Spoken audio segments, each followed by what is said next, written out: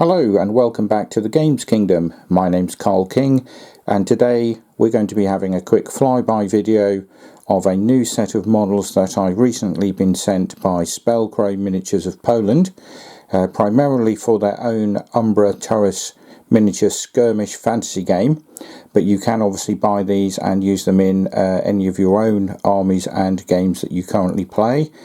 Kings of War, Age of Sigmar, and any sort of generic fantasy games these will be great for, as well as using as miniatures in role-playing games like D&D and any other sort of role-playing games that use the sort of fantasy rules.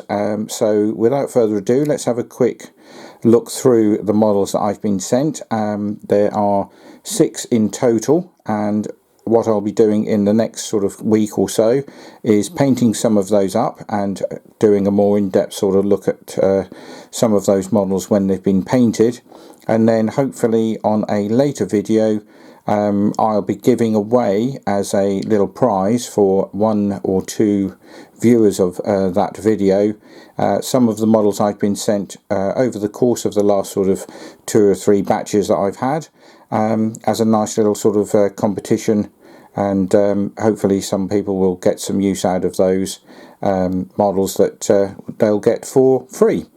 So without further ado, let's have a quick look through what we've got, and as I say, we'll come back in a week or two's time when I've had a chance to paint 1 or 2 of these new models up.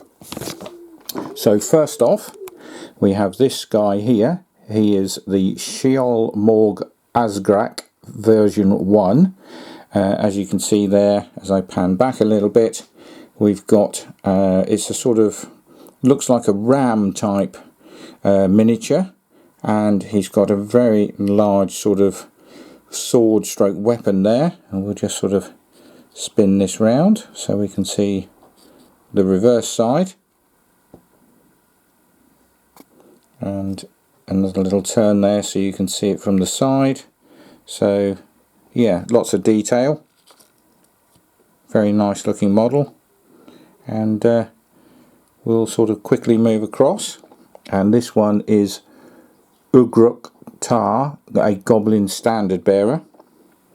So again, a very nicely detailed miniature there, and we'll give that a little bit of a turn for a side on view, and then the obligatory reversed shot, so you can see him sort of standing there with the company standard or army standard if you want to use him for that, and his own little sword.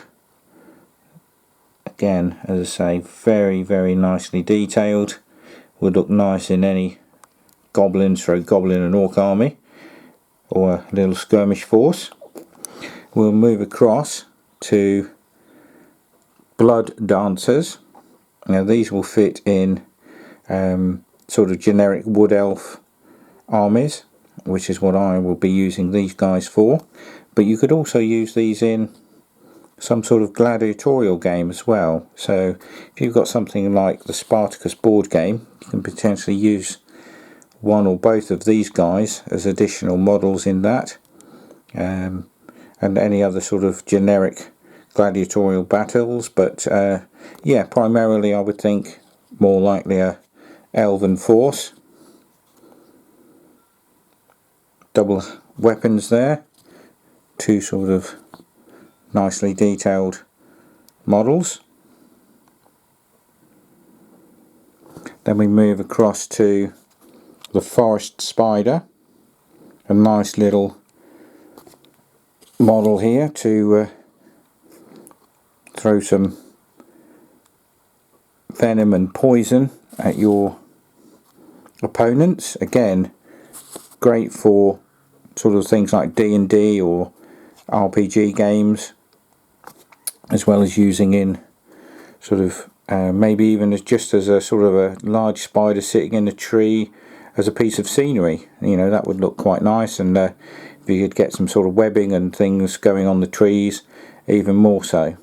And then we come to what I think is the nicest model of the batch that I've been sent, and that is the giant spider. so big that he doesn't actually fit on the base that he comes with. So I'm going to be sort of putting this on some pieces of slate once I've done the base, sort of having him sort of crawling over that and riding up so that the legs aren't dangling over the side of the base itself, and giving it a bit more sort of body. But as you can see, the sort of carcass and the carapace and whatever, and the legs are very nicely detailed. I'll sort of spin this round so you can see from the back, you can see those heavy sort of scales. So again, nicely modelled.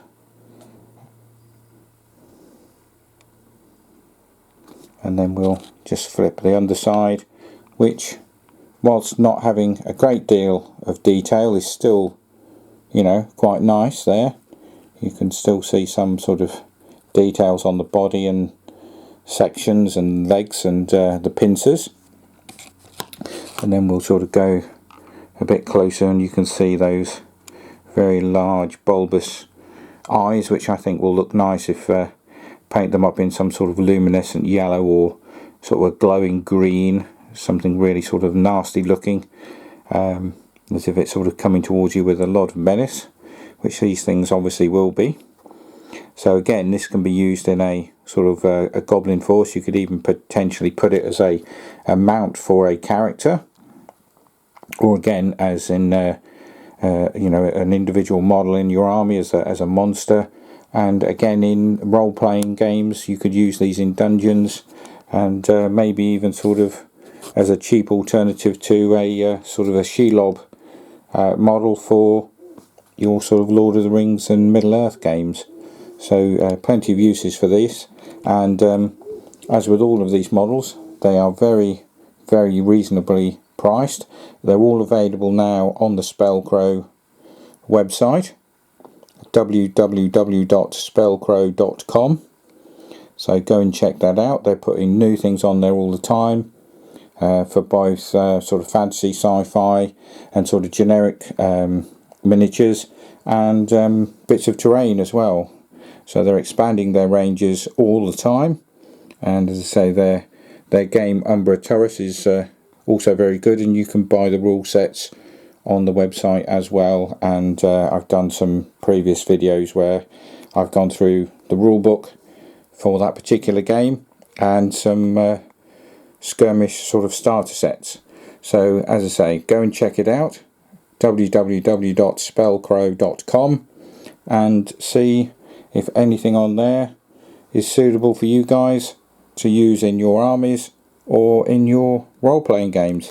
And as I said, we'll be back in a week or two's time with some more videos, individual videos of some of these models painted up, and we'll see what we can do with those. And then we'll have one video where, as I say, I'll be giving away some of the items that I've had that I know I will not be using. So if they go to a good home and somebody else gets use of them, all the more better. So until then, it's bye for now.